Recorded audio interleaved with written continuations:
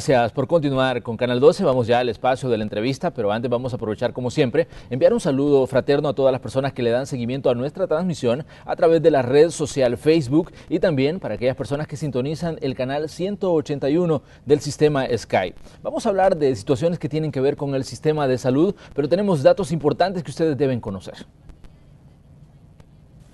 El año 2017 inicia con asuntos no resueltos en el área de salud. Entre estos puntos pendientes está el tema del escalafón. Si bien el gobierno sigue firme en su decisión de pagar el beneficio establecido por ley a personas que devengan menos de $1.500 al mes, los sindicatos no están convencidos de aceptar la propuesta gubernamental. Cuentan con el apoyo de algunas fracciones legislativas que respaldan su petición de que el escalafón se pague a todo el personal por igual.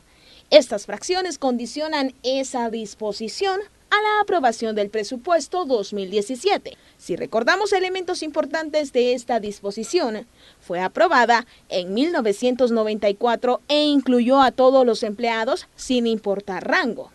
Con las nuevas disposiciones de pagarlo solo a quienes ganan menos de 1.500, este incentivo llegaría solo a un 82% de la planilla. En 2016, Salud pagó $179.901.920 en el pago de remuneraciones. Los trabajadores se mantienen firmes en que el escalafón es un triunfo de las luchas sindicales y que no renunciarán. Los sindicatos anuncian que harán un nuevo movimiento en su lucha por el escalafón. Planean demandar a la ministra Violeta Mengíbar por considerar que al no pagarlo, viola la ley del servicio civil e incluso la Constitución de la República. El escalafón en 2017 llegaría a $26 millones, fondos con los que el gobierno no cuenta. Si se paga solo a quienes ganan menos de 1.500, el beneficio sería para 24.900 empleados, de 29.000 que trabajan en esa área. Con este tema iniciamos la entrevista de Hechos AM, correspondiente a este martes. Y como se los anunciábamos, le vamos a dar la bienvenida a Canal 12 a la señora ministra de Salud, la doctora Violeta Mengíbar. Doctora, un gusto recibirla en este nuevo año 2017 aquí en Canal 12. Bienvenida. Bueno, muy buenos días, Manuel, y muy buenos días, televidentes fieles de Canal 12. Y aprovecho para desearles un feliz año nuevo. Estamos iniciando el año y estamos deseando de que toda nuestra población, todo nuestro pueblo tenga un año de satisfacciones. Doctora, hay un tema que se quedó pendiente del año anterior y es la situación del escalafón, porque si bien el gobierno hizo la propuesta de pagarle el beneficio a personas que ganan menos de $1.500, pues los sindicatos no han quitado el dedo del renglón y ellos insisten en que se les pague a toda la planilla del Ministerio de Salud. ¿Cómo ven ustedes la situación en este momento en la que el país incluso no cuenta con un presupuesto general de la Nación 2017? Bueno, como usted lo está mencionando, nosotros en el proyecto de presupuesto que presentamos el 30 de septiembre del año pasado, del año 2016, a través del Ministerio de Hacienda, después de varias dificultades, porque hemos tenido dificultades por la situación fiscal que todo El Salvador conoce, logramos poder aplicar para el año 2017 $10 millones, un poquito más de $10 millones, para que no le falte su escalafón a todo aquel personal que devenga menos de $1.500, que es más o menos, son como alrededor de 25.000 empleados, más o menos, ¿verdad? De los como 29.000 y tanto que son sujetos de acuerdo a la ley vigente del escalafón. Entonces, la situación, desgraciadamente, en diciembre del 2016, que es el límite para aprobar el presupuesto 2017, no hubo votos, y eso sí nos complica, porque a nosotros hemos destinado esos $10 millones para el incremento del escalafón del año 2017, porque hay que aclarar que lo que ha conquistado los trabajadores hasta este año 2016, eso es irreversible, ¿verdad? Ya queda después de varios años, hay muchos trabajadores que ya lograron un incremento importante de su salario. Tenemos ejemplos de los incrementos que han habido de los salarios, que eso ya es irrenunciable. Entonces, al no haber la aprobación del presupuesto del año 2017, sí, no podemos aplicar ni los 10 millones que hemos destinado, ni un centavo, ¿verdad? Por eso es que estamos haciendo el llamado a que se apruebe muy pronto ese presupuesto del año 2017, que aunque, como ya todos saben, el país no se para, ¿verdad? Porque entra en función el presupuesto 2016, pero resulta que para las partes operativas, para las partes operativas nos afecta dos cosas, la no aprobación del presupuesto 2017. Uno es el pago del escalafón, porque el escalafón, el que teníamos para el 2016 ya se terminó, ¿verdad? Y cada año hay un incremento, el incremento del más o menos el 8% del salario de los trabajadores. Pues ahora no podemos aplicar ningún centavo. Entonces sí necesitamos que se apruebe el presupuesto, que es la ley anual del presupuesto general de la nación, que incluye el de salarios. Y la otra afectación es lo de las inversiones. Doctora, en diversas ocasiones que usted nos ha visitado hemos hablado de este tema del escalafón y lo hemos abordado desde diferentes enfoques. Primero sobre cómo se aplica, primero sobre cómo va incrementándose a medida va pasando el tiempo, pero la situación vemos que no cambia en cuanto a la disposición o a la firmeza de los sindicatos en decir que ellos quieren que se les pague por completo. ¿Ven ustedes algo de política en medio de toda esta situación y de la discusión de ese incentivo hacia los trabajadores? Bueno, yo diría que hay un acuerdo, incluso dentro de los difíciles consensos políticos en la Asamblea Legislativa, hay un consenso que el escalafón debe de ser reformado. E incluso en la ronda de conversaciones, y muchos trabajadores del Ministerio de Salud comprenden que ese escalafón debe de ser transformado, ¿verdad? Porque no tiene techo, porque no es progresivo, no es equitativo, es necesario hacer un escalafón que tenga más justicia, ¿verdad?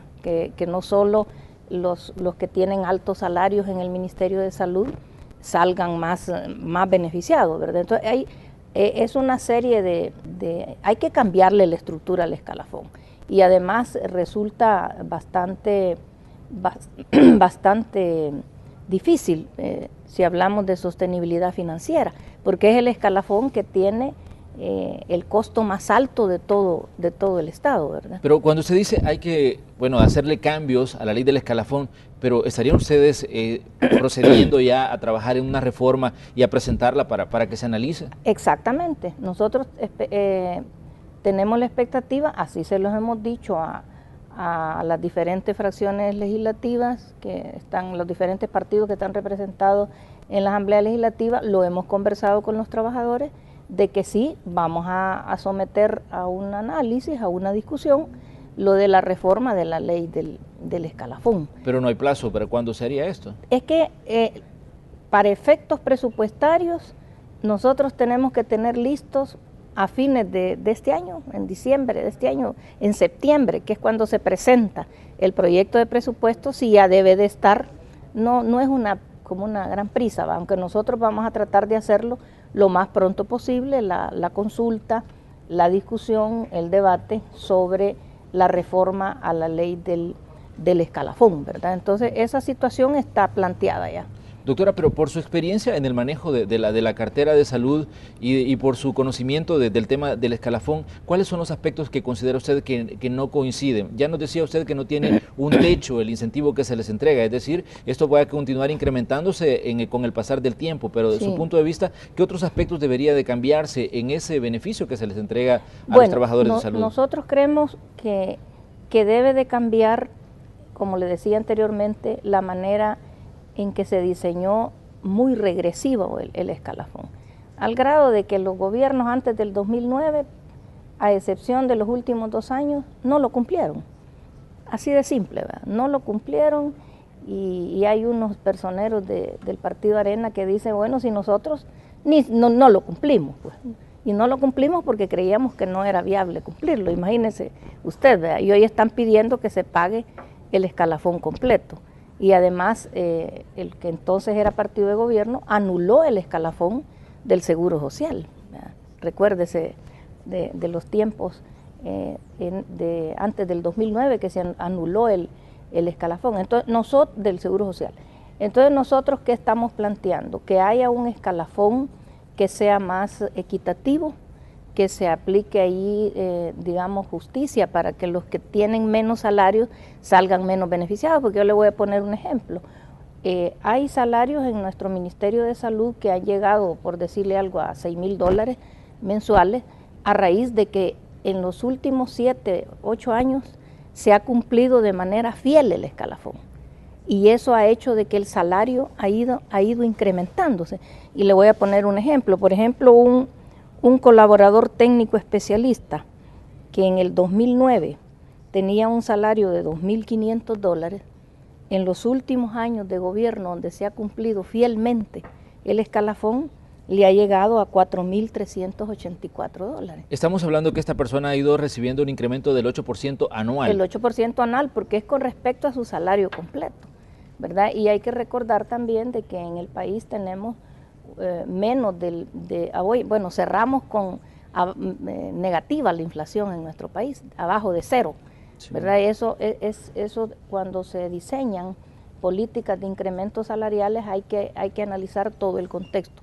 Nosotros no estamos diciendo que nuestros trabajadores que a raíz del escalafón han llegado a salarios altos no se lo merecen, porque en el Ministerio de Salud hay un contingente de profesionales que sí han adquirido una larga experiencia, que los largos años de escalafón, pero sobre todo en los últimos 7, que ha habido constancia en el cumplimiento del escalafón, han llegado a tener salarios altos. Entonces nosotros creemos de que por lo menos para el escalafón 2017, donde el día de ayer, 1 de enero, comenzó ya a hacerse efectiva la ley de responsabilidad fiscal.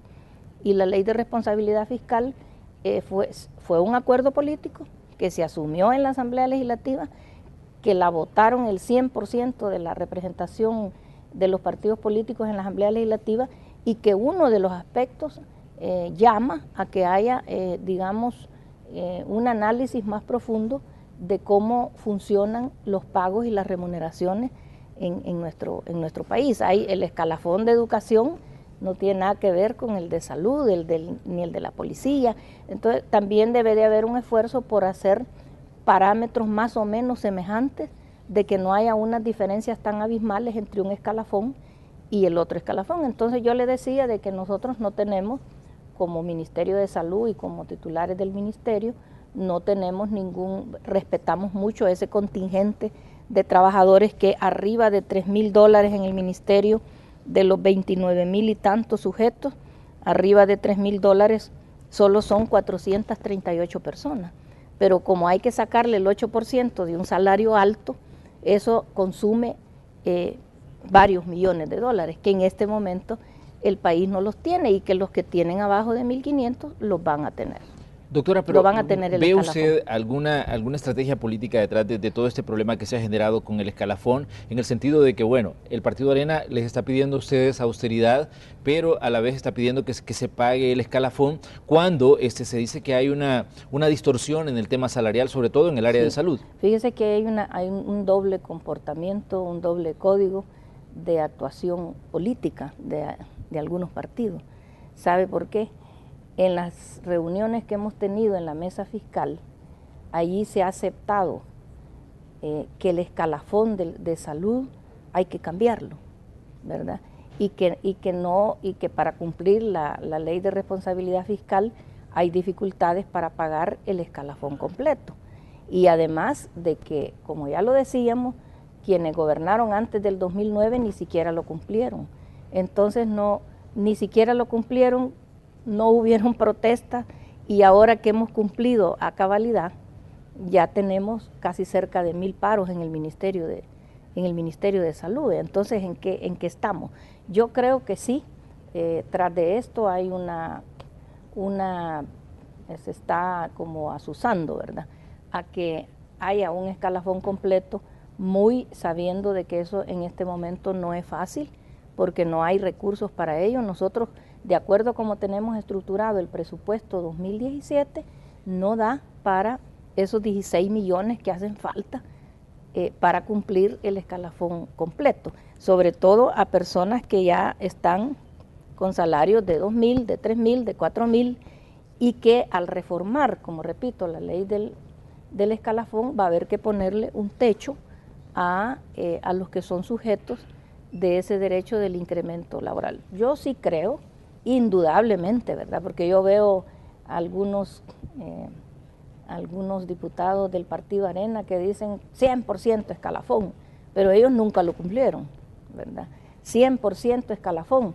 Y por otro lado están reclamando que dicen que hay que seguirle bajando al presupuesto del año 2017, que nosotros en el Ministerio de Salud no podemos seguir bajándole al presupuesto, porque ya se hizo un presupuesto racional, ya se hizo un presupuesto, un gran esfuerzo por racionalizar ese presupuesto, y esos 16 millones o más que harían falta para darle escalafón a quienes ganan 4.000, 5.000 y 6.000 en el año 2017, nosotros creemos que no debe aplicarse.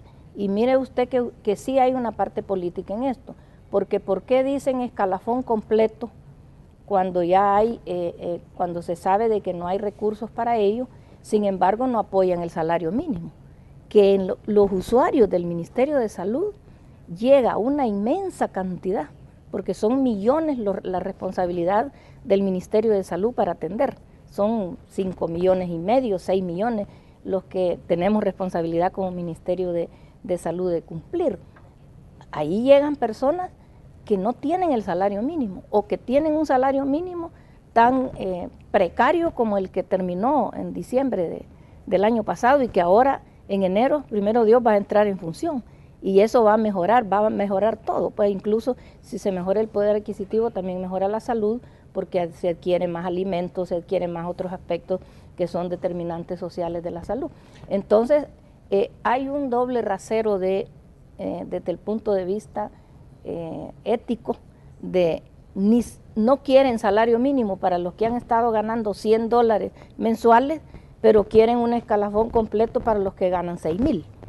Entonces eso parece que no es razonable, parece de que entra en el tema que ya todo el mundo sabe, de que aquí está costando los acuerdos políticos porque ya se está pensando en las próximas elecciones y no se está pensando en la población. Yo estoy de acuerdo en quienes sostienen que en la medida que no haya racionalidad, no haya acuerdos políticos, quien más sufre es nuestra población y sobre todo nuestra población que tiene escasos recursos. Pero pongamos en perspectiva otros elementos, doctora, de la discusión que se ha generado en torno al escalafón. Las organizaciones sindicales del área de salud decían a finales de diciembre que ellos estaban pensando incluso demandarla a usted por violaciones, decían, a la ley del servicio civil y a la misma Constitución al no cumplir la ley del escalafón. ¿Cómo ve usted esta situación de que ya, bueno, va en contra de su persona en el sentido de que como titular del área de salud la piensan demandar? Bueno, aquí en nuestro país usted ve que como desde que en el año 2009 se rompieron las compuertas de la libertad de expresión y la democracia, abundan las demandas y las contrademandas. Si yo iniciara varias demandas de todo lo que nos han hecho en el Ministerio de Salud, los paros y toda esa situación, esto sería una interminable situación de demandas y contrademandas. Si así lo han decidido, no tengo ningún problema. En este país hay democracia, se pueden hacer todas las demandas que se consideren. Nosotros consideramos de que no hay ninguna violación. ¿Por qué? Lo que nosotros hemos puesto de 10 millones para los que devengan abajo de $1.500, que son como el 80% de los trabajadores, y que son como cerca de 25.000 empleados que van a tener su escalafón, nosotros eso va incluido en el proyecto de ley del presupuesto del 2017, pero quien lo hace ley es la Asamblea Legislativa. Si la Asamblea Legislativa vota, ¿verdad?, o nos da la venia para aprobar esa ley donde ya van incluidos esos 10 millones y no los 26 millones, eso se convierte en una ley de la República, porque la ley del presupuesto se cumple cada año. Y además hay un precepto también jurídico que usted no puede estar financiando un aspecto donde por donde usted lo busque no tiene fondos para cumplirlo. Eso no es nuevo en el país. Bueno, lo hicieron los gobiernos anteriores, que prácticamente no lo cumplieron el escalafón porque dijeron yo era legisladora. Y el presidente Flores dijo yo no tengo dinero para pagar el escalafón y pum, se aprobó. Después la primera parte del presidente Saca también no se aplicó, en varios no se aplicó. Entonces, cuando se apruebe el presupuesto, y además hoy yo le agrego de que hay que hacerle un cumplimiento a la ley de responsabilidad fiscal. Doctora, ¿qué le dice usted en este momento a los sindicalistas que seguramente deben estar pendientes de lo que usted está diciendo en torno al tema del escalafón? ¿Cuál es la posición del gobierno donde se va a mantener firme en cuanto a esta prestación y este incentivo que ha generado tantas discusiones desde el año anterior? Bueno, nosotros a lo que llamamos es a que esperemos la aprobación del presupuesto, que aún no se ha aprobado, la ley de presupuesto del año 2017, que allí, y que los invitamos a que nos unamos a hacer esa reforma del escalafón, porque ese escalafón no lo va a cumplir ni ni futuro gobierno en la forma que está, porque no da para el sostenimiento, no es ni equitativo y es bastante difícil de financiarlo. Entonces lo llamamos a que a la mayoría de los trabajadores del Ministerio de Salud les decimos que su escalafón lo van a tener, ¿verdad? Un escalafón equitativo para los que tienen abajo de 1.500, que nos unamos para avanzar en los enormes logros que tuvimos en el año 2016 y que tengamos la vista solidaria porque ahora ya se ha convertido en una lucha lo de la defensa del salario mínimo, porque hay otras personas que sí realmente están recibiendo salarios extremadamente precarios, que no tienen nada que ver con los salarios que se devengan en nuestro Ministerio de Salud. Vamos a ir a nuestra primera pausa, pero les recordamos que tenemos más temas que tratar con la doctora Violeta Mengíbar, ministra de Salud. Ya regresamos. Las atenciones hospitalarias por lesiones causadas por violencia contra las mujeres, violencia intrafamiliar, violencia generalizada y accidentes viales le cuestan al Estado un costo superior a los 30 millones de dólares. Los accidentes de tránsito dejan a diario lesionados con diferentes niveles de gravedad y eso le pasa al Ministerio de Salud una factura de 10 millones de dólares. Para los centros hospitalarios no solo es clave contar con el personal capacitado, sino contar con los equipos e implementos que permitan atender a los pacientes. Estos costos se elevan cuando se atiende también a víctimas de quemaduras por la mala manipulación de la pólvora durante las festividades de fin de año. Entre las inversiones que están en la agenda de trabajo del Ministerio de Salud está la inversión de 8 millones de dólares para construir un centro de radioterapia y 20 millones para equipamiento de hospitales y desarrollar otros proyectos importantes de infraestructura. Otro tema en la agenda del Ministerio es la situación de las plazas remuneradas para egresados de medicina. Esta situación quedó pendiente a finales de 2016 debido a que estudiantes de diferentes universidades expresaron su descontento e incluso señalaron la supuesta filtración de un examen. Continuamos con la entrevista de esta mañana en Hechos AM. Les recordamos que este martes 3 de enero estamos conversando con la doctora Violeta Mengíbar, ministra de Salud, y la verdad tenemos una amplia gama de temas que hablar con ella. Doctora, evacuemos este tema de la situación de los egresados de medicina. Vimos protestas, vimos situaciones que se dieron incluso frente al ministerio, donde ellos señalaban supuestas irregularidades, decían, incluso en la realización de un examen. ¿Cuál es la posición del ministerio hoy ya en 2017 y cuál es la solución que se le va a dar a este problema? Bueno, el problema ya no existe como tal, ¿verdad? A partir de este año, del 1 de enero, los estudiantes que van a su año social van a iniciarlo de manera normal. Ellos solicitaban en un momento, unos pocos, porque esto no era una solicitud de todos, de que se repitiera el examen. Nosotros demostramos que no valía la pena repetir el examen, que tenía todas las llaves, ¿verdad? Y los seguros de que había sido un examen que tenía toda la validez, la transparencia, y que hubo varias reuniones con los decanos y que prolongar eso significaba prolongar el inicio del año social. Entonces eso no, y que en las plenas vacaciones estuviésemos repitiendo ese examen, se necesitaban como 15 locales para que nos prestaran, en fin, una serie de aspectos, y que no valía la pena, porque lo hubiéramos podido repetir si hubiese habido digamos, un convencimiento de que había habido un examen que se había filtrado. Nosotros explicamos que en varias partes del mundo, no solo aquí en El Salvador, incluso se venden libros de preguntas, de miles de preguntas, donde cada estudiante que llegue a examinarse hay una gama de preguntas donde están los aspectos más básicos de cómo debe ir preparado un estudiante, ya sea un residentado, ya sea a un año social. Y bueno, en resumidas cuentas, el año social comienza sin ninguna dificultad. Doctora, pero ¿no le parece que siempre va a haber inconformidad respecto a este tema? Porque yo leía datos del Ministerio de Salud que decía son 700 egresados, pero solo son 350 plazas las que se asignan. Así es, problemas creo yo que siempre van a haber inquietudes, porque quienes no alcanzan la nota, porque las plazas remuneradas son como 366 de casi 680 o 700 que se someten al examen, y las plazas remuneradas se asignan de acuerdo a la nota que saca. Eso es una buena práctica porque estimulamos a los estudiantes que sacan buenas notas. Entonces, en base a la nota que saca el estudiante, así se remunera la plaza. E incluso hay algunos que sacan buenas notas o notas que no están muy abajo, que no alcanzan la remuneración. En todas partes del mundo así es. Los años sociales incluso y los residentados en otros países ni siquiera son pagados por el Estado, sino que todavía el estudiante se autofinancia, cosa que aquí no es así.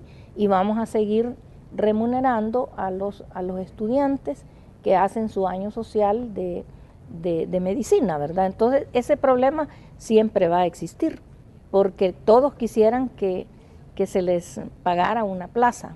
Entonces, una buena cantidad lo hacen ad honorem. Hay unas plazas que son asignadas, son, por ejemplo, los 9 mejores cum de las 9 universidades que participan, que son universidades formadoras de recursos humanos, y a los que tienen buenas notas, ahí sí nosotros les respetamos el lugar donde quieren ir, ¿verdad? Y la plaza remunerada. Y de ahí las notas siguientes que son estimuladas con una remuneración, y así es como hemos distribuido las plazas de año social, y que los estudiantes no tengan ningún problema, van a hacer bien normalmente su año social, y ya eso incluso ya comenzó. Bueno, dicho eso y aclarada esta situación, doctora, me gustaría que habláramos de otros temas porque me parece que son de suma importancia las situaciones de los costos que tiene para el Ministerio de Salud los hechos de violencia. Hemos visto un incremento en accidentes vehiculares, los casos de quemaduras con pólvora también, no hay duda que es trabajo para los hospitales, y bueno, situaciones que tienen que ver con violencia. Ustedes daban un dato preliminar que decían que las situaciones de violencia en diferentes ramas de cómo se da, le cuesta al Ministerio de Salud costos arriba de los 30 millones de dólares. Así es, o sea, y puede ser un dato modesto, ¿verdad? Que lo vamos a someter a las cuentas de nuestra área de economía del Ministerio de Salud, pero no hay abajo menos de 30 millones de dólares que el Ministerio de Salud tiene que invertir en toda esta gama de lo que se llama esa carga de enfermedad que se llama violencia en nuestro país, y que incluye diferentes tipos de violencia. Dentro de ella está la automovilística, ¿verdad? Que tuvimos una dificultad porque con los fondos FONAT que fueron declarados inconstitucionales, nosotros íbamos a tener como Ministerio de Salud una entrada para mejorar las áreas de emergencia, las áreas de cuidados intensivos de las personas lesionadas por accidentes de tránsito, y que nos iba a permitir extender el sistema de emergencias médicas, porque el sistema de emergencias médicas solo lo tenemos instalado aquí en el área metropolitana, y vamos a seguir buscando financiamiento para extenderlo a todo el país, a todo el país, no solo en el área metropolitana. Entonces sí hay una carga importante de gastos de salud en lo que es la violencia intrafamiliar, la violencia de género, la violencia automovilística, la violencia por armas de fuego. Entonces hay una carga de enfermedad. El Ministerio de Salud tiene 3 grandes cargas de enfermedad. Uno de ellos son las enfermedades infecciosas, las enfermedades transmisibles, las enfermedades inmunoprevenibles, las cuales afortunadamente van para abajo, y van para abajo porque hay buenos sistemas, tenemos un buen esquema de vacunación que nos está permitiendo bajar las enfermedades inmunoprevenibles y manejando mejor las enfermedades transmisibles. La otra carga son las enfermedades crónicas, que ese es un tema que creo que es de una entrevista especial, porque el mundo entero está padeciendo y está incrementando las enfermedades crónicas, ¿va? Por problemas de sobrepeso, obesidad, por eso hay mucha diabetes, mucha hipertensión, la gente consume ya menos agua, con mucha azúcar, mucha sal, mucha grasa, etcétera. Y el otro es la carga y el impacto en nuestros hospitales, sobre todo, de la violencia en nuestro país. Cuando habla de sobrepeso, incluso leí un informe que decía de que están preocupados ustedes por el incremento de sobrepeso en niños, una situación que a la larga pues va a generar otras enfermedades cuando estas personas pues, a medida vayan creciendo, ¿no? Y esa es una situación grave que creo yo que le tienen que prestar muchísimo a los datos que usted nos brinda, en el sentido de que tienen tal vez niños en la casa y que el niño, pues a veces los padres tienden a decir que el niño está bonito porque está gordito, y a veces es porque puede incluso estar propenso a enfermedades generadas por sobrepeso, ¿no? Fíjese que en el seguimiento que le damos a la nutrición en el Ministerio de Salud, porque la nutrición tiene dos que son como una especie de contrapunto, ¿verdad? Por un lado, la desnutrición, que la desnutrición en su inmensa mayoría, a veces es por enfermedades, pero en su inmensa mayoría es la falta del acceso de la población a los alimentos, ¿verdad? Y el otro contrapunto es el sobrepeso y la obesidad, porque se está comiendo mucho y se está comiendo alimentos de mala calidad que no tienen la inocuidad necesaria ni la seguridad necesaria, no son alimentos saludables. Entonces, estos dos contrapuntos están provocando en nuestro país, bueno, en primer lugar, hay una buena noticia, que ha disminuido la desnutrición crónica. Eso es una buena noticia para el país, que en los niños de primer grado ha disminuido en el 42%, imagínense, la desnutrición crónica. Eso quiere decir... Tampoco quiere decir que no hay desnutridos en El Salvador, sí lo hay, pero que han disminuido en los niños entre 7 y 9 años el 42% y en los menores de 5 años ha disminuido en un 26%, eso nos da una pauta de que vamos bien en el aspecto de ir disminuyendo la desnutrición por falta de acceso a alimentos.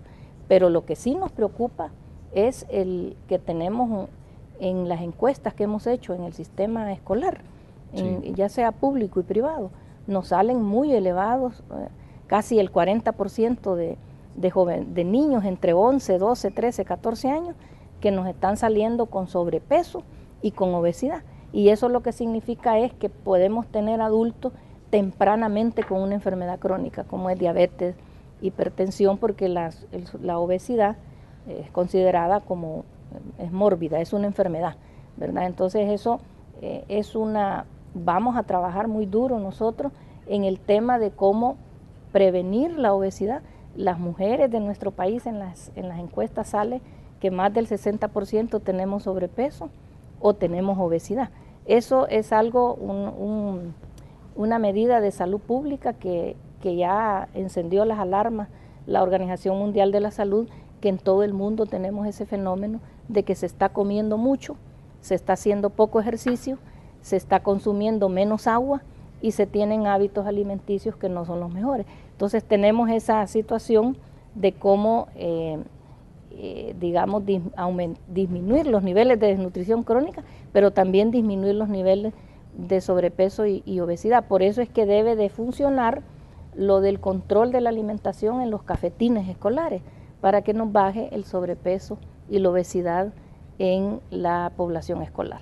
Doctora, esta es una situación grave porque sobre todo creo yo de que a veces pensamos que cuando trabajan los hospitales del Estado, la mayoría de veces nos enfocamos en las áreas de emergencias, pero hay otras enfermedades que a la larga van a representar un mayor costo incluso para las familias. Estas enfermedades que a veces no se visibilizan, pero que están ahí siendo parte de la actividad cotidiana de las familias. El no cuidar la alimentación, el poco ejercicio, el sedentarismo en exceso y también lo que usted decía, el no consumo de agua. Son situaciones que a la larga van a representar una carga grande para el funcionamiento del mismo sistema de salud del país. Ese es un reto de nuestro sistema público de salud, a pesar de los avances que hemos tenido, pero ese sí es un reto y como le digo es de todo, prácticamente de todo el mundo. Se ha disparado, ¿verdad?, todo esto de las enfermedades como el cáncer, la diabetes, la hipertensión, Bueno, el tabaco también, ¿verdad? El tabaco produce cualquier cantidad de enfermedades crónicas. Entonces hay una serie de aspectos que trascienden al Ministerio de Salud y que son enfermedades que se originan por malos hábitos, que se originan por problemas que no necesariamente se deben de resolver como Ministerio de Salud. Ya como Ministerio de Salud nosotros estamos haciendo un enorme esfuerzo, que usted lo ponía ahí hace poco en la pantalla, de cómo vamos a mejorar el tratamiento de la radioterapia a quienes ya adquirieron el cáncer, por ejemplo, y que hay que detectarlo a tiempo, porque hoy el cáncer se cura. Pero ¿verdad? ¿qué tan grave o qué tan grande o tan alta es la incidencia de cáncer en El Salvador, doctora? Es muy alta, es muy alta. Fíjese que, bueno, tanto que se habla de las enfermedades cuando hay una muerte por dengue, que siempre nos duele, que este año hemos tenido la muerte por dengue la más baja de la historia, porque solo tuvimos que lamentar una persona fallecida. Las enfermedades van disminuyendo, las enfermedades, las que le llamamos arbovirosis, las producidas por el zancudo Aedes aegypti, va bajando, pero las enfermedades crónicas no podemos decir lo mismo, porque tienen tendencia a subir y hay una situación que ya le estamos entrando, ¿verdad? Porque el plan nacional que hemos elaborado de prevención, atención precoz y atención oportuna del cáncer, no solo es que vamos a mejorar la radioterapia, que nunca la ha tenido, como la va a tener ahora el Ministerio de Salud, sino como en el primer nivel de atención, en los ECOs, en las unidades comunitarias de salud, nosotros estamos educando y formando a nuestro personal para que pueda detectar de manera temprana una enfermedad crónica y pueda ser referida de manera oportuna para que reciba un tratamiento oportuno. El Hospital Nacional de la Mujer, por ejemplo, hoy los cánceres ginecológicos los está tratando de manera más oportuna y hemos llegado a más que duplicar, triplicar o cuadriplicar las quimioterapias que se están dando en el Hospital Nacional de la Mujer, y se están dando de manera, en muchos de ellos, de manera oportuna, donde la quimioterapia ya no es paliativa, sino que tiende a curar, aunque siempre damos quimioterapias que tienen características paliativas. Doctora, esta es una de las grandes apuestas del Ministerio de Salud a corto plazo, la construcción de ese centro de radioterapia en el que, bueno, la inversión que ustedes anunciaban como Gabinete Social era de 8 millones de dólares y además anunciaban 20 millones que serían destinados al equipamiento de hospitales. Sí, este año 2017, fíjese que yo le estaba mencionando a usted de que la no aprobación del presupuesto 2017 nos afecta la inversión. El Ministerio de Salud este año trae un presupuesto de inversión más alto que el del año pasado. Estamos hablando de presupuesto de inversión, no estamos hablando de presupuesto de funcionamiento. Este año le va a entrar a los hospitales nacionales, a las unidades comunitarias de salud, una cantidad importante de equipo y de infraestructura. Tenemos 20 millones de dólares que vienen en el presupuesto mínimo para este año, aunque para inversiones vienen como 40 millones de dólares que pueden ser afectados por la no aprobación del presupuesto. La construcción, la infraestructura del búnker que se está construyendo para montar la radioterapia, el centro de radioterapia, ya comenzó, es a la par del Hospital Sacamil del Ministerio de Salud, ya comenzó el proceso de compra, ya firmamos los contratos para la adquisición del equipo, que como muy bien lo han dicho ustedes ahí, va a costar 8 millones de dólares. Nunca en salud pública, como ahora, se va a tener una atención de la radioterapia en nuestro país, ¿verdad? Porque es un centro nacional para atender cánceres de todo tipo, ¿verdad? No solo cánceres ginecológicos, sino que cualquier tipo de cánceres, de próstata, de estómago, leucemias, etcétera. Entonces, ese es un proyecto muy bueno que tenemos para este año que podría afectarse, ¿verdad? Y si vamos a ejecutar más de 20 millones de dólares en equipo y infraestructura, eso quiere decir que llegarían menos tomografías axiales computarizadas a los hospitales, menos monitores, una serie de compras que tenemos de equipo para mejorar el diagnóstico para nuestros profesionales, para mejorar el tratamiento, y además vienen como 40 nuevas infraestructuras que se van a construir para ampliar los servicios, para tener unidades comunitarias de salud nuevas, para que el personal trabaje de manera más confortable, diríamos, y para que los usuarios tengan una mejor atención, y porque estamos aumentando la oferta de servicios, y eso implica aumentar infraestructura. Todo eso viene para el año 2017, y el Hospital de la Unión, que lo vamos a estar inaugurando ya en los próximos meses. Bueno, doctora, hay un dato importante que le queremos hacer ver a las personas que nos sintonizan a esta hora. Tenemos un pequeño recuadro en la pantalla, y eso es lo que está ocurriendo con los habitantes de la comunidad Emanuel, ahí en Santa Tecla. Recordemos que desde temprano ellos bloquearon parte del Boulevard Monseñor Romero. Recordemos que estas personas se manifestaron en septiembre y lo han hecho en diversas ocasiones, y este día han vuelto una vez más a las calles porque sobre ellos pesa una orden de desalojo. Recordemos que estas personas no tienen escrituras de propiedad de ese lugar donde viven, y esto los ha llevado a manifestarse. Ya vimos que en septiembre del año anterior hubo hasta disturbios en los que intervino la unidad de mantenimiento del orden. Para usted que está pendiente de lo que está ocurriendo en la comunidad de Emanuel, desde temprano nosotros le detallábamos la situación que tiene que ver con las familias que habitan en esta comunidad, y bueno, se salieron a manifestar y ahora están marchando hacia la alcaldía del municipio de Santa Tecla. Esta es información en desarrollo que ustedes están conociendo a través de esta transmisión de Canal 12. Estos son imágenes en directo que nos están llegando de la situación que se está viviendo. Ya vimos cómo el tráfico se vio afectado desde primeras horas de la mañana al bloquear el Boulevard Monseñor Romero, y ahora la manifestación se está dirigiendo hacia la alcaldía de Santa Tecla. Son varias familias de esta comunidad que están expresando que necesitan que se les ayude, y le piden pues a la alcaldía que intervenga para que les solucione esta situación.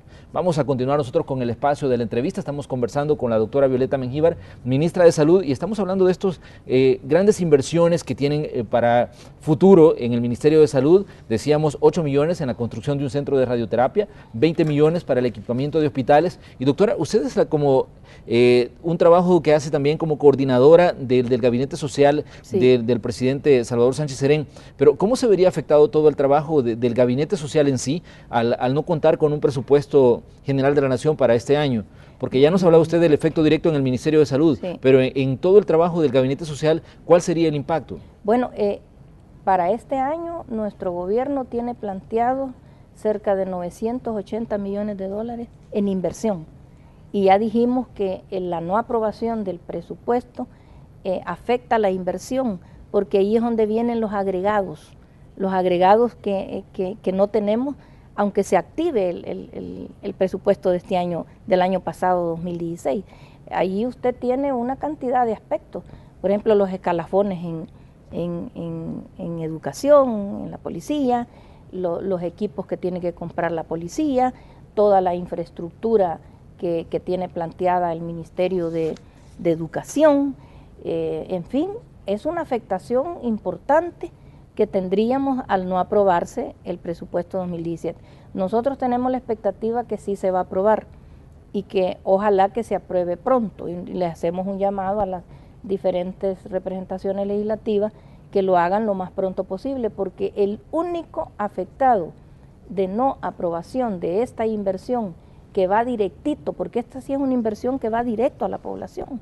Aquí no hay zonas oscuras donde se queda ese dinero porque alguien se lo echa a la bolsa. Esa es una inversión que va debidamente, va directo. En el caso del Ministerio de Salud, esa es una inversión que son donaciones, ¿verdad? Que nosotros tenemos una rendición de cuentas con el donante, donde es imposible que esos fondos no vayan directamente a la población. Tenemos donaciones, tenemos préstamos, ¿verdad? El préstamo del Banco Mundial se vería afectado, y algunas donaciones. Pero por eso pues es que estamos llamando a que no se afecten estos casi 1.000 millones de dólares que van de inversión este año en todos los rubros del desarrollo que está impulsando nuestro gobierno. ¿Cómo ven ustedes los acercamientos que se dieron entre el gobierno y el Partido Arena en la mesa fiscal? ¿Le ven futuro a corto plazo de que estas reuniones continúen y que se logren los acuerdos políticos necesarios que permitan al país enfrentar todo este tipo de situaciones de las que hemos estado hablando? Bueno, acercamientos buenos, pero inconclusos todavía para dar mejores resultados para nuestra población.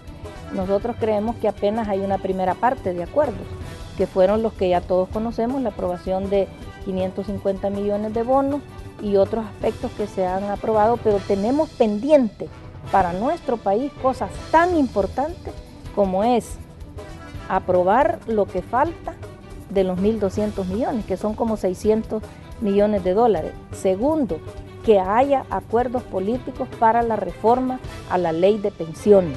Si no se hace una reforma a la ley de pensiones, nuestro país va a estar eternamente con problemas fiscales. Nosotros creemos que eso es extremadamente urgente y bueno, nosotros en salud, que suceda la reforma de la ley del escalafón, que se aprueben los préstamos que van para la población, porque tenemos varios préstamos entretenidos. Usted sabe de que ahí está el del nuevo Hospital Rosales, el del nuevo hospital que queremos construir en la zona norte de San Salvador y otra cantidad de inversión que significa ese préstamo del Banco Interamericano de Desarrollo que está ahí estancado y otros proyectos que están estancados. O sea, necesitamos más acuerdos políticos. Vienen tiempos preelectorales, que la situación preelectoral no vaya a empañar la necesidad de acuerdos políticos para beneficiar a nuestra población y que nos despojemos de esos intereses partidarios para avanzar y que cada quien va a trabajar por ganar elecciones. Si aquí no estamos diciendo que no hay que trabajar por ganar elecciones, pero eso no debe de afectar las necesidades de nuestra población. Entonces, ¿qué queremos? Hay una primera fase de acuerdos políticos, es aún inconclusa, necesitamos seguir tomando acuerdos con las diferentes fuerzas políticas para sacar adelante a nuestro país. Vamos a ir a nuestra última pausa comercial y vamos a regresar con las conclusiones de la entrevista de hoy. Y vamos a hablar de un tema que sigue muy vigente, las quemaduras por pólvora, porque las fiestas han terminado, pero en los hospitales todavía hay gente recuperándose de los daños provocados al manipular este tipo de productos. Ya regresamos.